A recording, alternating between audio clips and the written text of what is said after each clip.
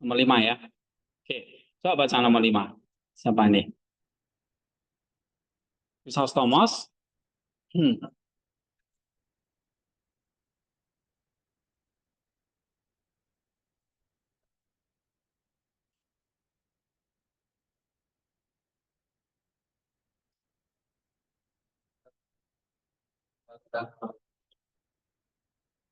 Sebaran dan kualitas bagi sebagai dan bahwa sesuatu yang tidak benar tidak akan mengampuni tapi akan membuktikan bahwa engkau mengatakan hal ini daripada kebenaran. Nah, tidak akan semakin selain keadaan dan kekuatanmu sendiri. Nah, sekarang pertanyaan pertama bagi aku dan kepadamu adalah ini: apakah engkau tahu betapa besarnya kuasa kita kasih karena dengan mengesampingkan semua besar yang akan dilakukan oleh para rasul Kristus berkata, dengan demikian semua orang akan tahu bahwa aku adalah, yaitu jikalau kamu saling mengasihi. Yohanes 13 ayat 35. Dan Paulus berkata bahwa itu adalah tidak kamu tahu 10 dan bahwa itu tidak akan kamu dimana yang bermanfaat. Kebaikan kita ini tidak mendukung. Tapi itu yang lebih tinggi dari semua karunia tadi. Aku melihatnya bertahan udara ini dalam jiwamu dan menghasilkan banyak buah.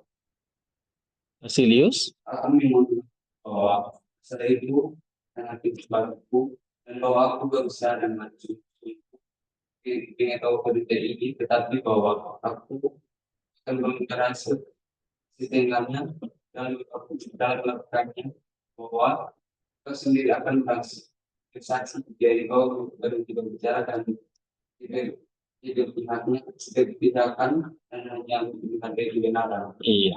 Nah, penjelasannya di sini Chrysostom mengalihkan ya. Ini bukan lagi membela penipuannya, tapi memuji kualifikasi si Basilius. Khususnya paling tinggi itu apa? Karunia yang paling tinggi? Cinta kasih atau kasih, ya kan? Nah, secara akademis ia menggunakan strategi retoris ethos. Ethos itu artinya membangun argumen berdasarkan karakter. Dalam ini karakter Basilius ya. Misalnya dia mengutip Yohanes 13 dan Paulus ya di Roma pasal 13 juga. Ini tentang agape. Agape artinya apa? Cinta kasih. Ya, sebagai perintah sentral dan tanpa pengenal kekristenan. Bahkan lebih penting daripada karunia spiritual lainnya. Ya. Nah, cinta kasih inilah karunia yang lebih tinggi dari semua karunia lainnya. Satu kebajikan yang sangat penting untuk pelayanan, dengan mengatakan bahwa dia melihat cinta kasih ini tertanam dalam jiwamu dan menghasilkan banyak buah. Chrysostom menuduh Basilius merendahkan diri secara tidak tepat. Ya, misalnya kan kita sering ngomong, aku nggak pinter, aku tidak cocok, aku nggak bisa, ya. Nah, bagi Chrysostomos itu merendahkan karakter, ya, dan menutupi kasih. Oke, misalnya kita ada orang yang minta tolong sama kamu, ya. Oh, aku sibuk. Nah, padahal itu sebenarnya kita sedang menutupi kasih, ya. Kamu bisa, tapi kamu bilang aku tidak cocok. Itu kita sebetulnya sedang apa? Menutupi kebaikan yang lebih besar, ya. Nah, Chrysostom tidak seperti itu. Ya, memang aku belum punya kasih itu. Ya, nah, sedangkan Basilius, kalau kamu punya kasih itu jangan bilang kamu nggak punya, kamu nggak cocok. Gitu. Ya. Jadi di sini Chrysostom mulai membenarkan tindakannya bukan hanya sebagai menghindari bahaya bagi dirinya sendiri, tetapi sebagai pengakuan yang tepat atas kualifikasi positif Basilius, ya, yang menuntut agar ia menerima jabatan tersebut demi Kristus dan gereja. Jadi kalau memang kita sudah punya kualifikasi, jangan mengatakan menurutmu? Iya nggak bisa gitu. Ya kayak orang pura-pura apa rendah hati gitu ya. Ini penolakan Basilius ini yang ditegur oleh Chrysostom bahwa jangan menutupi kebajikan yang lebih besar. Oke, sekarang nomor 6. Siapa yang belum baca? Samuel dan Filipe ya. Hah? Minus. Nah, kenapa? Ayo, pakai kacamata kan? Nggak bisa baca ini. Bisa baca nggak? Nggak bisa. Matanya udah rusak. Ayo, Samuel. Samuel bisa baca? Terlalu kecil ya. Kalau ini? Nah, oke. Nah, kalau begitu,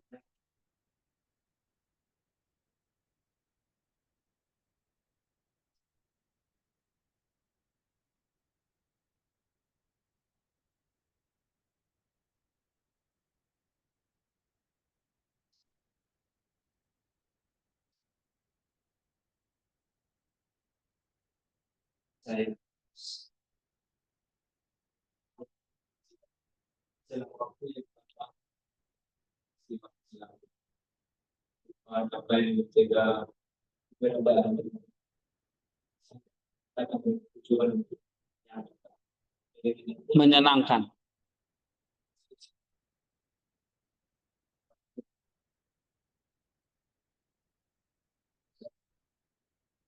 Ekstrim.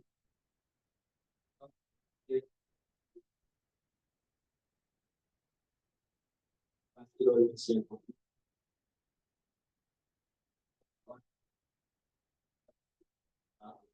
itu ya ada sedikit selalu dari sendiri saya juga diberikan dari teman-teman kalau bukan sedang ketika beberapa orang yang video ini sementara yang paling dan kebijakannya bagaimana saya bisa sendiri memang jadi itu berkaitan kepada mereka yang Saya tidak tahu. saya tidak tahu bagaimana si saya ketika baru melakukan sesuatu yang yang Teman saya dalam bahaya. ya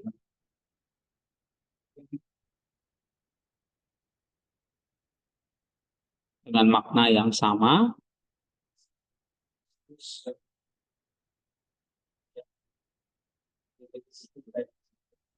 lebih besar ya dari memiliki kondisi yang selain bahwa seseorang yang kemudian tidak memiliki cinta yang lebih besar kita beserta yang berasnya cinta dengan Tuhanmu maupun perkataan saudara memberikan kebijakannya inilah sebabnya saya yang engkau inilah sebabnya saya rencanakan Komplotan ini. Apakah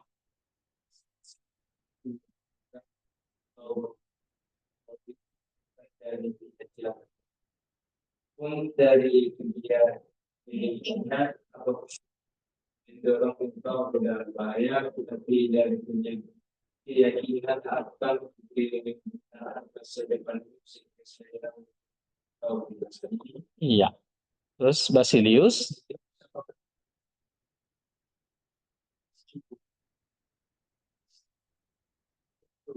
saja si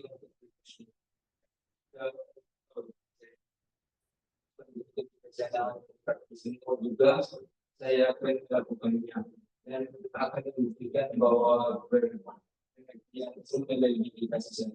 iya. Terus mendengar perkataan ini,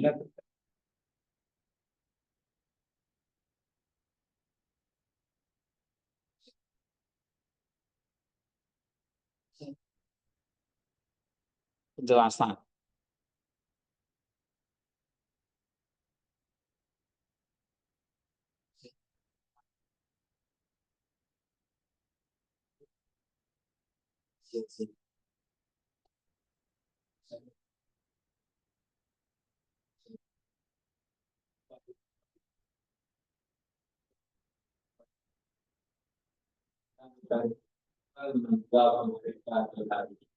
Iya.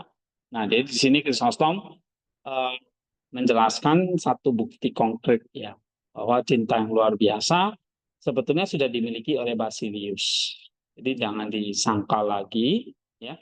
Nah, dia mengaitkan tindakan Basilius yang mempertaruhkan hidupnya untuk seorang teman ini seperti agape Kristus dalam Yohanes 15 ayat 13, tidak ada kasih yang lebih besar daripada seorang yang menyerahkan nyawanya untuk sahabat-sahabatnya. Nah, Basilius ini sudah mencapai puncak kasih. Apa puncak kasih? Menyerahkan nyawa untuk sahabat-sahabatnya.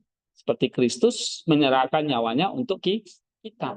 Nah, itu puncak kasih yang dimiliki oleh Basilius. Jadi kalau mau mengetes, kamu punya puncak kasih nggak? Tesnya apa?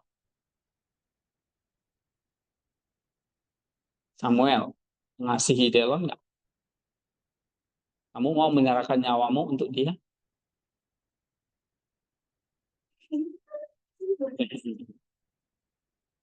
Ya kan?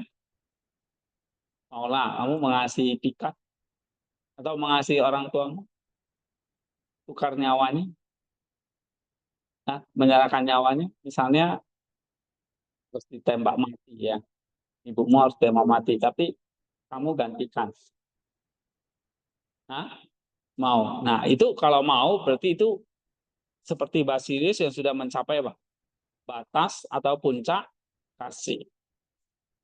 Nah, ini Basilius secara teologis meninggikan Basilius ke tingkat kesalehan yang luar biasa bahwa dia telah memenuhi perintah tertinggi Kristus, yaitu apa tadi? Menyerahkan nyawa demi sahabatnya. Ya. Nah, titik balik dalam argumennya terjadi ketika dia secara eksplisit menghubungkan cinta kasih luar biasa ini dengan tindakannya. Inilah sebabnya saya mengkhianati engkau, inilah sebabnya saya merencanakan komplotan itu. Ya, maksudnya dia menyatakan penipuannya itu bukan karena niat jahat untuk menyakiti Basilius, tapi dari keyakinan akan kegunaan masa depan dia. Ya, maksudnya Chrysostom itu melihat ada potensi besar dimiliki Basilius untuk melayani Kristus dan gereja dan jangan sampai cintanya itu menjadi surut atau termanifestasi untuk hal yang lain.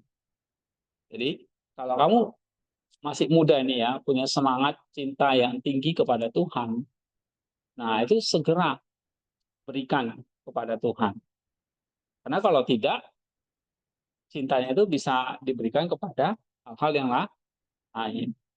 Ya, nah itulah sebabnya walaupun tanda petik Chrysostom harus menipu Basilius, ya tanda petik ya, maksudnya menipu begitu, tetapi dia tahu Basilius itu punya cinta yang besar untuk Kristus dan gereja, maka dia mendorong cintanya untuk gereja dan Kristus. Ya. Nah, tanggapan Basilius apa? Dia masih meragukan ya kan? Basilius meragukan, saya punya nggak cinta seperti itu? Tadi dibilang saya nggak cocok, saya nggak bisa begitu. Ya. Nah, ini mengarahkan Chrysostom untuk memberikan kebijaksanaan praktis kepada Basilius bahwa kualifikasi yang dimiliki Basilius itu sebetulnya sudah cocok. Ya. Karena apa? Karena dia sudah mau menyerahkan nyawanya untuk Kristus. Nah, di sini Basilius merasa malu, ya, merah padam, maksudnya mukanya merah padam, ya, untuk menghentikan percakapan tentang karakternya sendiri, dan dia mendesak Chrysostom untuk beralih ke pembelaan terhadap kritik eksternal. Implikasinya adalah bahwa Chrysostom berhasil menggeser perdebatan dari mengapa engkau menipu saya menjadi mengapa Basilius memenuhi syarat dan mengapa tindakan Chrysostom pada akhirnya adalah untuk kebaikan Basilius yang lebih besar. Ya, dia telah menggunakan cinta kasih Basilius sebagai pembenaran moral utama untuk tindakannya dan mengklaim bahwa penipuan itu adalah cara untuk memastikan karunia besar Basilius digunakan untuk kepentingan gereja. Nah, jadi Chrysostom merasa bahwa dia tidak menipu Basilius karena dia lihat Basilius seorang yang sangat mencintai itu Tuhan, ya. Sehingga ini dengan dasar kasih yang dimiliki Basilius itu maka ini harus didorong. Nah, pertanyaan buat kalian nih, kamu punya kasih cinta yang besar nggak buat Tuhan? Ya, jangan nanti ngalami sedikit tantangan di sini, saya mau pulang lah, gitu, ya kan? Atau kamu mengalami sedikit kesulitan di sini, saya mau mundur, menyerah misalnya. Nah, itu membuktikan kamu cintanya tidak besar. Ya. Oke. Jadi kalau kamu punya cinta yang besar dan kamu sudah alihkan buat Tuhan dan Kristus, gereja dan Kristus, itu adalah kamu akan mendapatkan satu kebaikan yang lebih besar. Ya. Nah, ini Chrysostom sendiri yang mengatakan. Jadi pelayanan kepada Tuhan walaupun kita di sini, misalnya kalian di sini tanda petik ya, mungkin ada yang menipu kalian. Harusnya kan saya belajarnya di mana tuh? Kalian waktu itu saya ada bilang, kalian udah bilang di Surabaya gitu ya. Ya, kok jadinya di Purwokerto gitu. Ya, mungkin tanda petik ditipu siapa? Pendeta di sana. Atau ibunya Clara ya.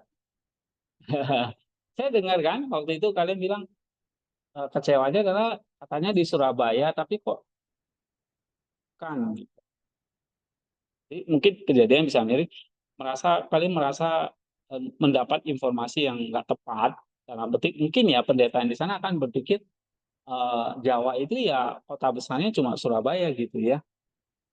Padahal di Jawa itu luas sih. Mungkin ada informasi yang ini ya.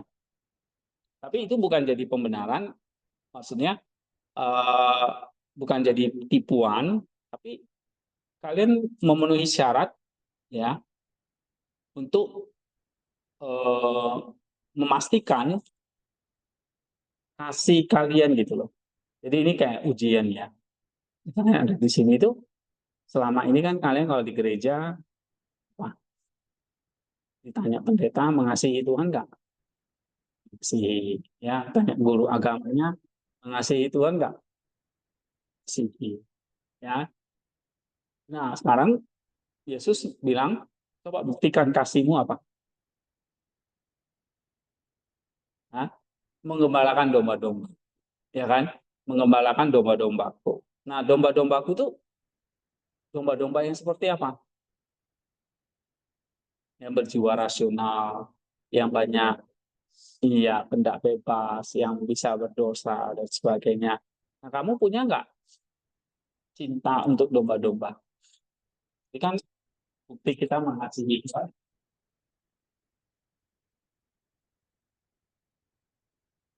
Kita mengasihi Tuhan.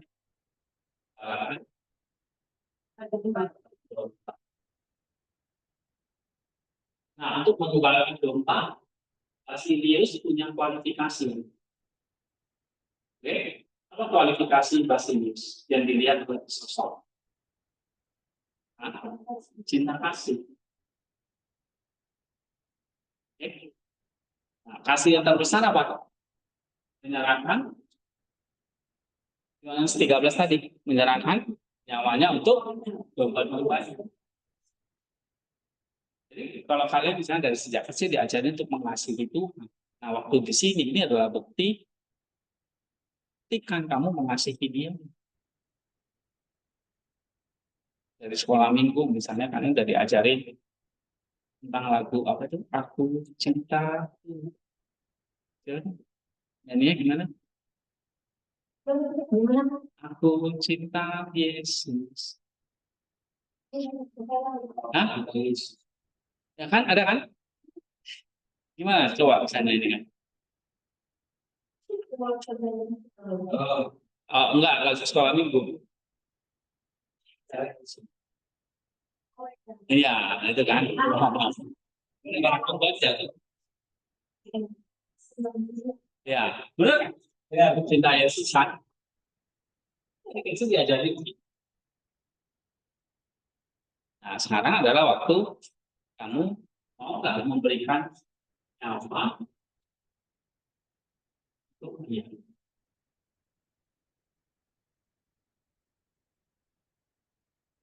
Yesus bilang, gak usah dulu nyawamu. Tapi ini dulu, gembalakan domba. Tapi waktu kamu menggembalakan domba, kamu dituntut menyerahkan nyawa untuk domba-domba. Mau? Nah, Basilius, dia oleh Sostomos, ya, dia mempunyai kasih itu. Dan dia lihat, dia mendorong Basilius itu apa? Menjadi imam untuk memastikan karunia besar Basilius digunakan untuk. Jadi kalau kita mau menggembalakan domba, atau mengasihi Tuhan, berarti modal apa yang harus kamu punya? Misalnya saya mau kasih kamu uang, berarti saya harus punya uang kan? Kalau saya nggak punya, saya mau kasih kamu spidol nih, berarti saya harus punya spidolnya. Nah, kamu mau mengasihi Tuhan, berarti kamu harus punya apa? Kasih ya. Kalau kamu nggak punya kasih, dengan apa kamu mengasihi dia? Gitu. Misalnya kamu mau memberi uang, tapi kamu nggak punya uang, bisa nggak? Nggak bisa. Ya, kamu mau memberikan sesuatu, kamu harus punya itu. Benar nggak? Nah, kalau kamu mau mengasihi itu, harus punya kan? Lalu kamu bilang, saya mau kasih. Tapi kalau kamu sendiri nggak punya kasih, kamu mau memberikan apa? Sama seperti tadi, kamu nggak punya uang, ya. Terus kamu mau mengatakan, saya memberimu uang. Kamu sendiri nggak punya uang, jadi pakai apa? Kan jadi omong kosong kan? Kalau kamu mengatakan kamu mengasihi Tuhan, tapi nggak punya kasih, itu omong kosong. Kasih itulah yang kita berikan dengan apa? Mengembalakan. Jadi misalnya saya memberikan uang itu jelas uang kan kelihatan ya, fisik kan. Ya walaupun sekarang ada uang digital yang pakai transfer kan nggak kelihatan. Tapi kan ada nilainya kan uang. Anggaplah uang fisik gitu. Kasih gimana dong? Kelihatan nggak kasih? Enggak. Nah, yang cara wujudkannya jadi kelihatan ini.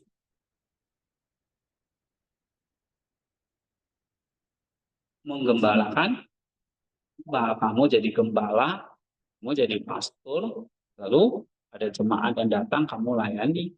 Seperti misalnya kalian lihat ya teman-teman misalnya di gereja, saya suruh mereka apa? Dekat dengan jemaat, ya kan? Kenalan, sapa, salaman minimal. Ya, jangan membuat jarak. Satu gereja tapi nggak pernah salaman, nggak pernah kenalan, nggak pernah ini saling nyapa. Nah itu kan nggak bagus. Lalu kita waktu dengar khotbah, kita diajarin mengasihi, mengasihi. Tapi kita nggak punya kasih itu dengan cara ini, mengasihi Tuhan. Kasihnya nggak ada. Sama seperti tadi saya bilang, saya mau memberikan uang nih, tapi uangnya nggak ada, gimana? Nggak bisa kan? Nah, mengasihi itu juga sama. Mau mengasihi Tuhan harus punya apa? Kasih. Nah, sudah dimiliki oleh Basilius. Cuma Basilius masih malu-malu dia. Ini dilihat oleh sahabat sosok. Lu punya serius. Yuk, maju. Nah, kalian juga, kalau kamu bilang kamu mengasihi Tuhan, mau nggak ketemu jemaat itu gimana? Ketemu orang itu gimana?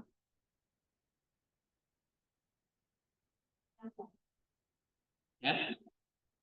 Kalau kamu ketemu orang aja cuek, nggak peduli, Gimana kamu menggembalakan domba? Ya. Nah itu. Jadi kasih memang nggak kelihatan. Kamu harus wujudkan dalam hal yang kelihatan apa? Mengembalakan domba. Sih memang nggak kelihatan, nggak beda seperti mouse. Mouse ini kelihatan. Saya memberikan kamu mouse, bisa nggak? Bisa, karena saya punya mouse di tangan saya. Tapi kalau Lisa memberikan saya mouse, bisa nggak? Nggak bisa, karena kamu nggak punya. Ya kan? Tapi kalau Lisa berikan pennya kepada saya, bisa, karena kamu punya. Nah, kalau ketika kamu memberikan, itulah aksi.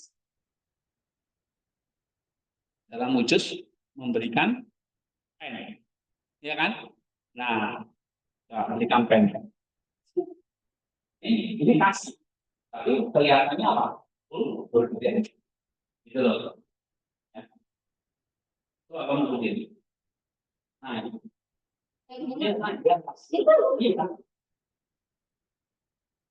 Nah, enggak. Ini benar kan? Turun kan? Oke. Kamu tanya. Iya.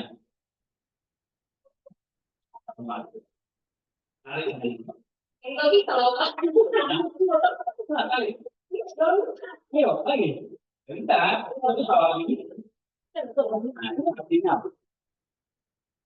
Pelajaran apa? Hah? Artinya apa? Kasih itu gampang kita ucapkan. Kasih itu gampang kita ucapkan. Saat kita mau menjadi orang itu gampang. Iya. Ini pada saat mau kasih orang. Susah. Oke, karena apa? Karena kita semua nggak punya. Kita cuma ngomong kasih, tapi tindakannya nggak ada. Ya tadi ilustrasinya, saya jatuhin Lisa gampang banget. Kamu narik saya, nggak bisa. Sama kalau saya yang naik situ pun saya nggak bisa narik kamu juga. Sulit, bukan nggak bisa ya, bakal gendong kan. Gitu. Nah, kasih soalnya yang mudah diucapkan, sulit dikerjakan. Kenapa? Karena Tuhan tuh melihat, terus kamu mengasihi aku nggak? Terus jawab, iya. Tapi Tuhan nggak diam. Oke, saya percayakan, gitu kan. Tapi Petrus ngomongnya apa? Gembalakan. Gembalakan itu bisa dilihat kan? Kayak gembala menggembalakan domba bisa dilihat ya. Nah, gembala spiritual nih, gembala rohani, pendeta, menggembalakan jemaat bisa dilihat? Bisa dong. Ya, kamu layani, kamu besuk, kamu tadi ya, dan sebagainya, itu bisa dilihat. Nah, waktu kamu melakukan itu, kamu sedang mengembalakan atau sedang kasih. Ya kayak bisa punya pulpen, kasih ke saya. Lihat, bisa kasih. Karena dia punya pulpen. Tapi kalau dia nggak punya, dia mau kasih apa? Kayak gitu. Ya. Nah, intinya kita mengasihi dengan tindakan yang terlihat. Misalnya menggembalakan. Oke, ini poin yang apa? Ini poin yang mau saya ajarkan ya. 6. Kita ada pertanyaan nggak sebelum saya akhiri? Jadi kita belajar poin 3, 4, 5. Ya, ada 4 poin. Kalau kita bisa simpulkan, poin 3 tadi itu kualifikasinya lagi. Ya, poin 3 tadi apa? Kualifikasi dari seorang gembala. Ini. Ini adalah pelayanan pastoral yang tidak bisa sifatnya memaksa. Ya, udah catat? Oke. Kita hanya bisa memberikan nasihat, teguran, disiplin. Misalnya kalau ada orang yang tidak datang ke gereja kan, kamu nggak bisa nangkap dia, paksa dia, ya kan? Atau culik dia dari rumah supaya dia ibadah begitu. Nah, nggak bisa karena domba yang kita layani itu punya kehendak bebas. Dia kalau di rumah, misalnya dia nggak mau ke gereja, kita nggak bisa paksa. Ya. Lalu yang poin yang keempat, kita bicara tentang apa tadi?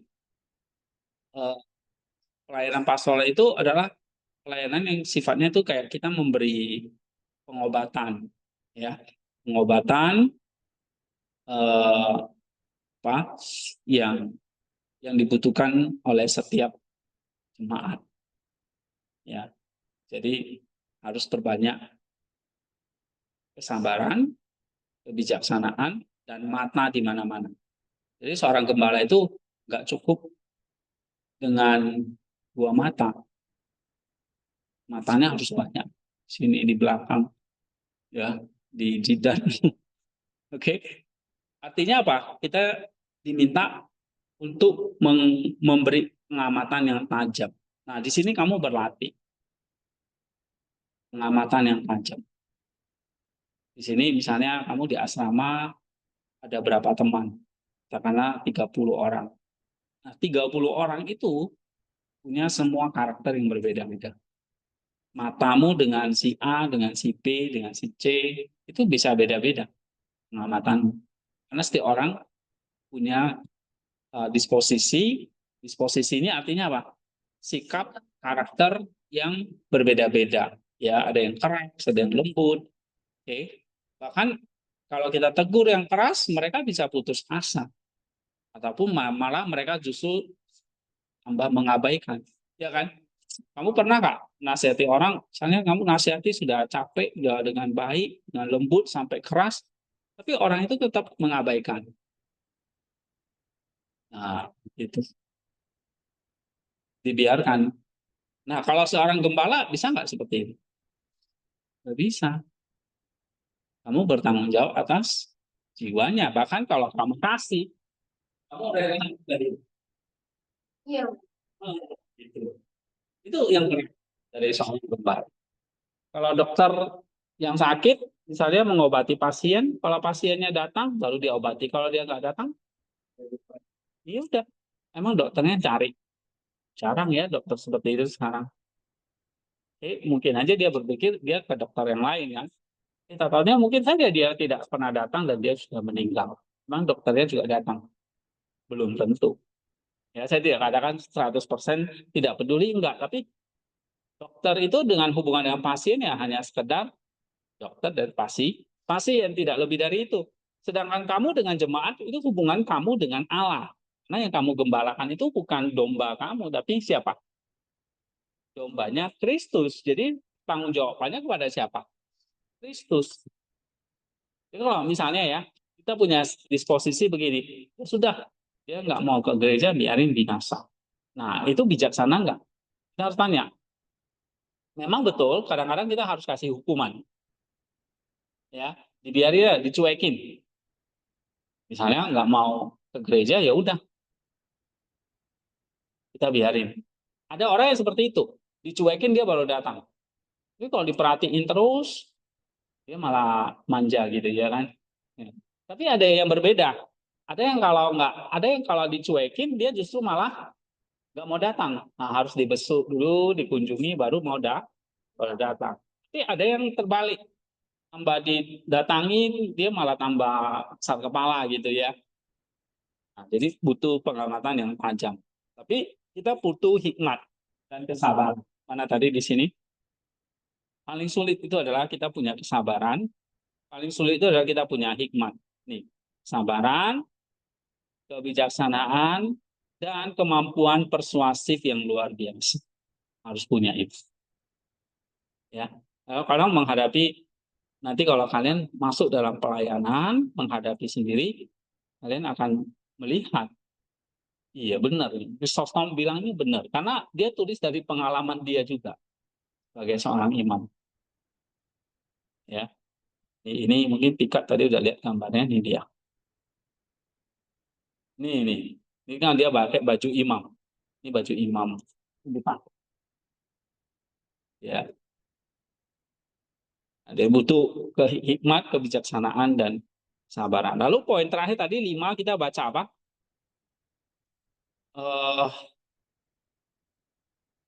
Tentang kasih, ya. Tadi bahwa sebetulnya Basilius itu punya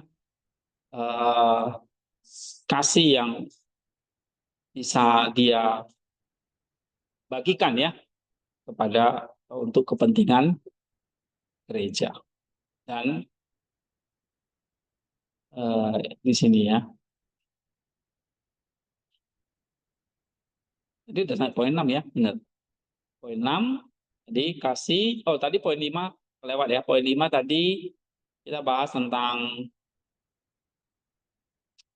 sebetulnya nggak perlu bilang aku tidak mampu, tidak cocok, ya. Itu akan menutupi karunia yang lebih besar, ya. Jadi kalau kalian misalnya di sini bisa, ya, bilang bisa. Jangan bilang nggak mau lah.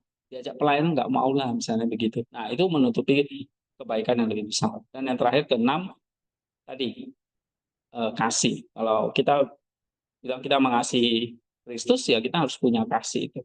Pertanyaannya apa? Kita punya nggak kasih itu? Pasti punya. Kita punya kasih itu, tinggal kita tunjukkan, buktikan, ya. Oke, sampai di sini. Minggu depan kita mau bahas poin yang ke-7, ya. Oke. Kita berdoa.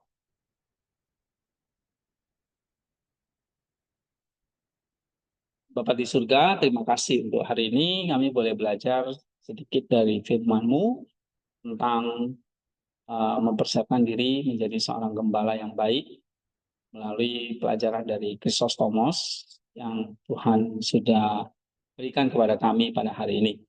Kiranya ini boleh kami ingat dan kami terapkan, latih dalam kehidupan kami di tempat ini. Dan juga kami bersyukur untuk hari ini dan hari-hari yang akan datang, kami boleh dipersiapkan di sekolah ini, mengapa kami ada di tempat ini, dan apa yang menjadi tujuan kami, serta nilai-nilai dan dampak yang bisa kami berikan untuk kepentingan Engkau, ya Tuhan. Pakai kami semua di tempat ini untuk belajar dengan sungguh-sungguh, sehingga suatu saat nanti kami layak dan memenuhi syarat menjadi seorang gembala yang berkenan, yang mengasihi dan menggembalakan domba-domba Kristus. Terima kasih Tuhan, Kau berkati waktu kami selanjutnya. Di dalam nama Tuhan Yesus Kristus, kami sudah berdoa. Amin. Oke. Ya.